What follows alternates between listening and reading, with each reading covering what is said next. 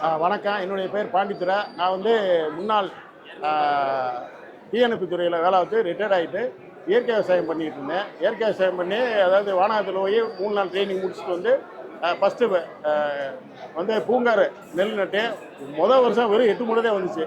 அந்த 8 மூடை வரும்போது ஊரில் எல்லாம் கேள்வி பண்ணாங்க. அதுக்கு முன்னாடி வருஷம் மாப்பிள்ளை சம்பா போட்டேன் 15 மூடை அப்படியே இன்க்ரீஸ் ஆச்சு.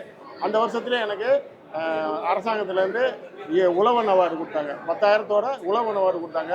அதுக்கு பின்னாடி விவசாயம் பண்ணேன். ரெண்டாவது தண்ணி வந்துச்சு. தண்ணி வந்து அழிவாகி போச்சு.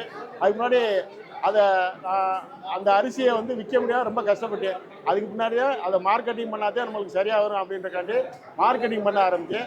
மார்க்கெட்டிங் பண்ணிவிட்டு அதுக்கு பின்னாடி என்னது பூனைக்காளின்ற ஒரு மூலிகை பொடி. இந்த மூலிகை பொடி வந்து எப்படி வந்துச்சுன்னா, சிவாசியில் கருப்புசாமின்னு ஒருத்தர் இயற்கை விவசாயி இருக்கார். அவர்கிட்ட வந்து பூனைக்காளி விதை வாங்கிட்டு வந்து என்னுடைய தோட்டத்தில் போட ஆரம்பித்தேன். போட்டுட்டு அது பெருசாக வந்து காய்க்க ஆரம்பிச்சு. ஆனால் எனக்கு உண்மையிலே வாங்கிட்டு வந்தப்போ எனக்கு பூனைக்காளின்னு தெரியாது.